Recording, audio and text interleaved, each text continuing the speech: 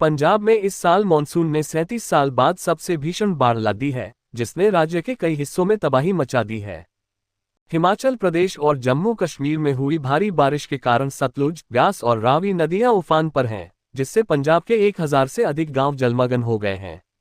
पठानकोट, गुरदासपुर, अमृतसर, तरनतारन, फाजिल्का, कपूरथला, होशियारपुर, फिरोजपुर, मोगा और बरनाला जैसे जिले सबसे ज्यादा प्रभावित हैं। इस प्राकृतिक आपदा ने जनजीवन को पूरी तरह अस्त व्यस्त कर दिया है और हजारों लोग बेघर होकर राहत शिविरों में शरण लेने को मजबूर हैं। बाढ़ की स्थिति और प्रभाव। पंजाब में बाढ़ का कहर इस कदर है कि कई गांव टापू बन गए हैं। गुरदासपुर के घोनेवाले में दूसी बांध टूटने से पानी 15 किलोमीटर दूर अजनाला शहर तक पहुंच गया, जिससे 80 गांव डूब गए। अमृतसर, कपूरथला और तरनतारन में माझा क्षेत्र सबसे ज्यादा प्रभावित है, जहां 5 से 15 फीट तक पानी भर गया है। करीब 1.5 लाख एकड़ में धान, गन्ना और मक्की की फसलें बर्बाद हो चुकी हैं। हरिके हेडवर्क्स पर बढ़ते जलस्तर ने हजारों एकड़ खेतों को जलमग्न कर दिया है। होशियारपुर में बारिश के कारण मकान की छत गिरने से एक महिला की मौत हो गई, जबकि पठानकोट में 3 लोगों की जान चली गई। कुल मिलाकर इस बाढ़ में अब तक 23 लोगों की मौत हो चुकी है। राहत और बचाव कार्य। पंजाब सरकार, भारतीय सेना, एनडीआरएफ और एसडीआरएफ मिलकर राहत और बचाव कार्यों में जुटे हैं। अब तक 11,330 से अधिक लोगों को सुरक्षित स्थानों पर पहुंचाया गया है।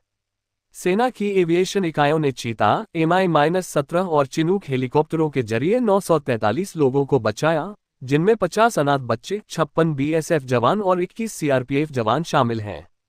पठानकोट के रामदास अजनाला क्षेत्र में सेना ने 40 से अधिक डूबे हुए गांवों से लोगों को निकाला और उन्हें भोजन, दवाएं और अन्य जरूरी सामान उपलब्ध कराया। वायुसेना ने जम्मू क्षेत्र में भी AN-130 विमान के जरिए राहत कार्यों को तेज किया है। सरकारी प्रयास और राजनीतिक प्रतिक्रिया। मुख्यमंत्री भगवंत मान ने बाढ़ प्रभावित क्षेत्रों का दौरा कर स्थिति का जायजा लिया और 3 शीर्ष अधिकारियों की एक समिति बनाई है, जो राहत कार्यों की निगरानी कर रही है। उन्होंने प्रभावित लोगों को मुआवजा देने और हर संभव मदद का आश्वासन दिया है। पंजाब सरकार ने जालंधर में केंद्रीय बाढ़ नियंत्रण केंद्र स्थापित किया है और आपातकालीन हेल्पलाइन नंबर जारी किए हैं। आप सरकार के मंत्रियों और विधायकों ने बाढ़ राहत के लिए 1 महीने की सैलरी दान करने का ऐलान किया है। हालांकि विपक्षी दलों ने सरकार पर तैयारियों में कमी का आरोप लगाया है। पूर्व मुख्यमंत्री कैप्टन अमरिंदर सिंह ने प्रधानमंत्री नरेंद्र मोदी को पत्र लिखकर विशेष राहत पैकेज की मांग की है।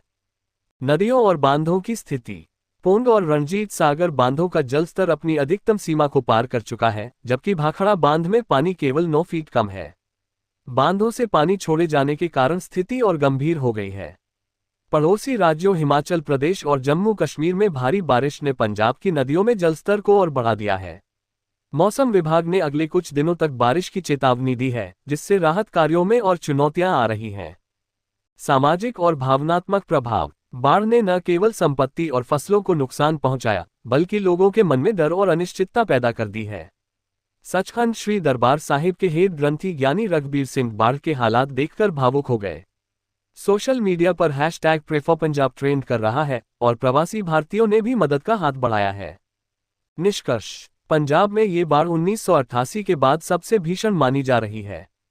सरकार और राहत एजेंसियां युद्धस्तर पर काम कर रही हैं, लेकिन बारिश और बांधों से छोड़ा गया पानी स्थिति को और जटिल बना रहा है।